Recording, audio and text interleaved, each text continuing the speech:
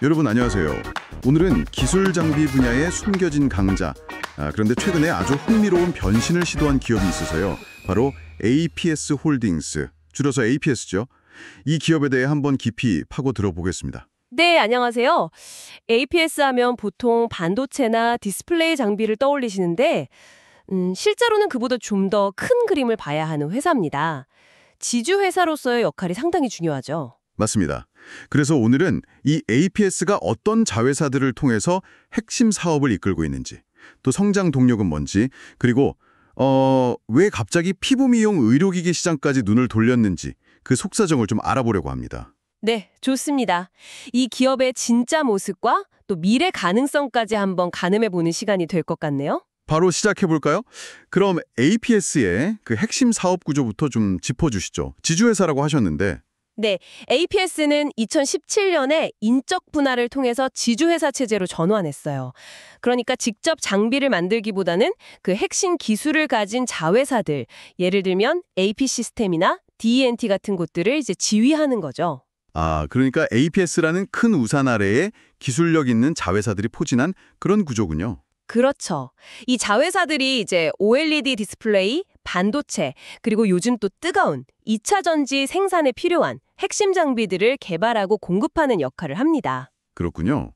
여러 분야를 하고 있는데 특히 그 OLED 디스플레이 쪽에 FMM, 파인 메탈 마스크 기술이 아주 핵심이라고 들었습니다. 이게 정확히 뭔가요? 왜 이렇게 중요하게 언급되는 거죠? FMM이요? 네, 파인메탈 마스크는 아주 얇은 금속판에 미세한 구멍들이 촘촘하게 뚫려 있는 건데요. 쉽게 말하면 OLED 화면의 색깔을 내는 작은 점들, 화소라고 하죠. 네네, 화소요. 이 화소를 정확한 위치에 딱 증착시킬 때 쓰는 뭐랄까 아주 정교한 스텐실 같은 거라고 보시면 됩니다. 아하, 스텐실이요. 이해가 확 되네요. 굉장히 정밀해야겠군요. 맞습니다. 그래서 고해상도 디스플레이를 만드는 데는 이게 필수적이고요. 국내 대기업들도 이걸 국산화하라고 계속 요구하고 있고 특히 요즘 중국에서 OLED 투자를 엄청나게 하잖아요. 네, 그렇죠. 중국 시장이 크죠. 그 덕분에 FMM 수요가 정말 폭발적으로 늘고 있습니다. 자회사인 AP 시스템이 이 FMM 분야에서 상당한 기술력을 가지고 있고요.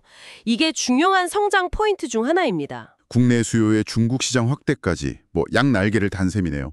그런데 이런 기존 사업 말고 APS가 또 다른 성장 동력을 찾고 있다는 이야기가 있던데요. 네, 바로 그 점이 아주 흥미로운데요. 2024년에 상당히 파격적인 움직임을 보였어요.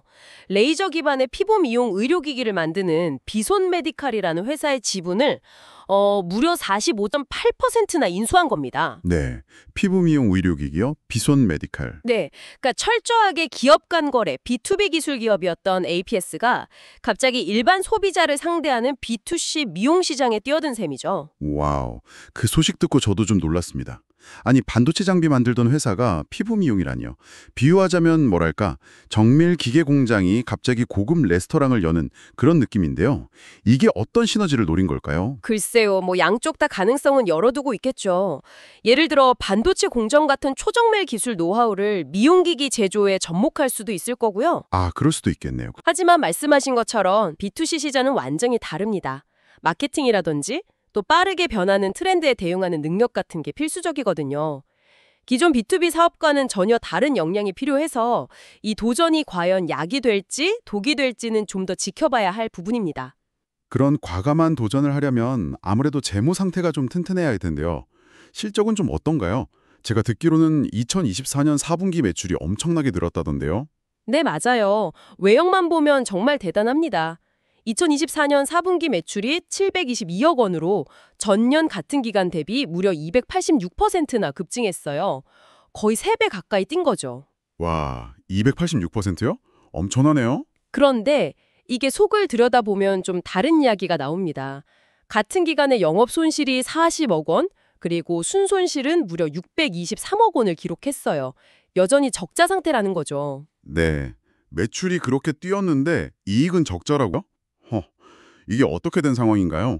비용이 갑자기 늘어난 건가요? 아니면 다른 이유가 있나요? 예전에는 자기 자본 이익률, ROE라고 하죠. 그게 20% 넘을 정도로 되게 우량했던 걸로 기억하는데요. 맞습니다. 한때는 그랬죠. 그런데 최근 몇 년간 적자가 지속되면서 수익성 개선이 정말 시급한 과제가 됐습니다. 현재 주가 수익 비율 PER은 6.67배, 주가 순자산 비율 PBR은 0.66배 수준인데요. 시장에서는 비교적 좀 낮게 평가받고 있다고 볼 수 있죠. 성장성은 보이는데 수익성이 발목을 잡는 형국이군요. 그렇죠. 물론 2024년에 41억 원 규모의 자사주를 소각하면서 주주 가치를 좀 높이려는 노력도 보이긴 했습니다만 최근 5년간 주가는 또 35% 하락하는 등 변동성이 꽤 큽니다. 시장에서는 실적 개선에 대한 기대감하고 또 계속되는 적자에 대한 우려가 같이 있는 상황인 거죠. 정리를 좀 해보자면 AP 시스템과 D&T 같은 자회사를 통해서 반도체, 디스플레이, 2차 전지 장비 사업을 하는 기술 기반의 지주회사다. 이렇게 볼 수 있겠고 네, 그리고 성장 동력으로는 핵심 기술인 FMM의 국산화 수요, 또 중국 시장 공략, 그리고 이제 비손 메디칼 인수를 통한 미용 의료기기라는 신사업 진출, 이렇게 요약할 수 있겠네요. 하지만 역시 관건은 수익성 회복이군요. 매출은 급증했지만 이익을 내는 구조를 만드는 게 시급한 과제고요. 맞습니다. 핵심 기술 개발과 사업 다각화, 이 두 마리 토끼를 잡으려고 하는데 이 과정에서 발생하는 재무적인 부담이나 시장 변동성은 분명히 고려해야 할 요소입니다. 마지막으로 여러분께 이런 질문을 한번 던져보고 싶네요. 이 탄탄한 B2B 기술 기업 APS가 과연 생소한 B2C 미용 시장이라는 새로운 운동장에서도 성공적인 플레이어가 될 수 있을까요?